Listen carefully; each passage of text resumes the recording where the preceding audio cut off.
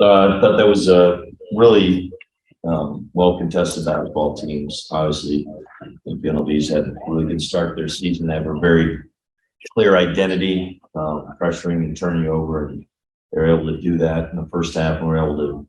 I'm shocked that we were able to stay in the game, turn over 22 times, but I thought our guys competed pretty well.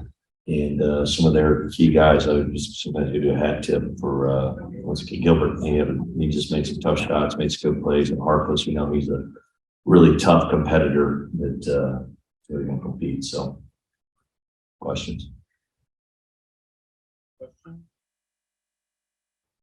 What did you? Coach, obviously you talked about it just right now with the defensive pressure that UNLV is able to apply. You kind of just talked about it right now. What was the conversations kind of in the huddle toward the end of the game, understanding that you guys probably hadn't played your best, but you guys still had a shot?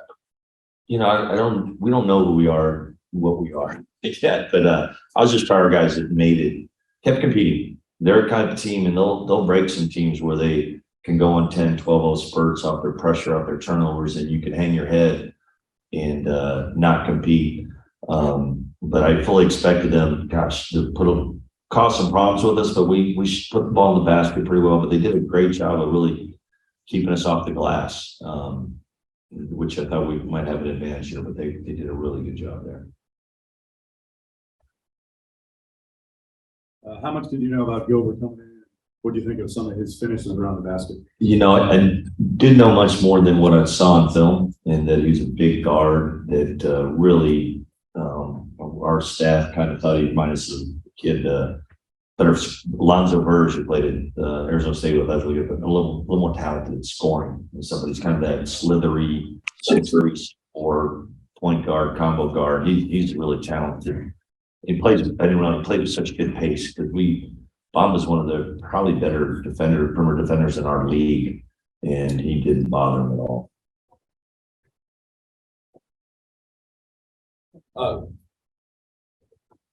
Kevin Kruger actually came in here a second ago, and the first thing he pointed out was the 3-point shooting. He said he was a little surprised that the team was able to still come out on the right end of this one. But from your perspective, does that kind of give your guys an extra vote of confidence, understanding that as great as UNLV has been defensively this season, this team shot 13 of 23 from deep? Yeah, no, it was good confidence booster for us there. And our goal was to have more offensive rebounds and turnovers. We failed miserably, but we're still in the game.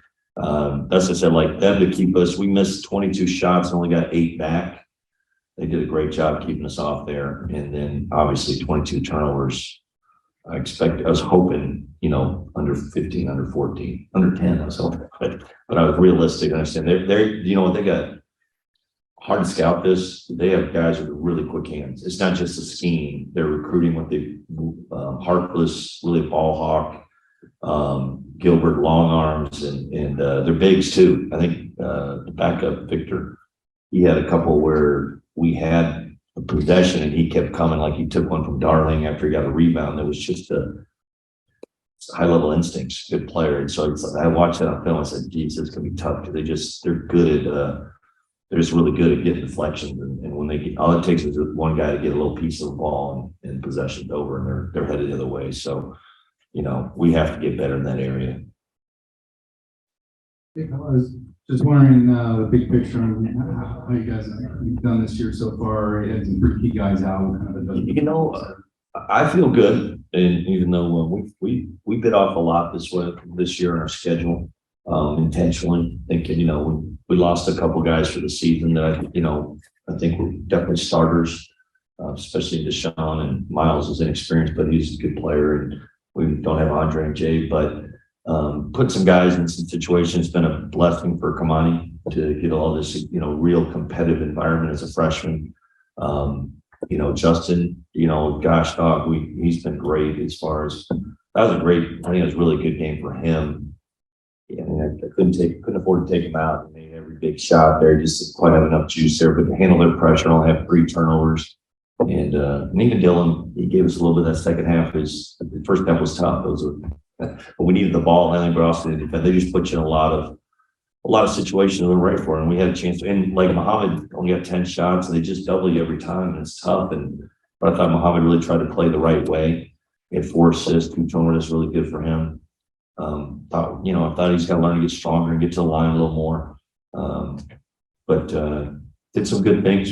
We're a little short-handed and a little experienced, but with each game we'll get more opportunities, and we got a really tough one. We got a week off, and we have another really tough one.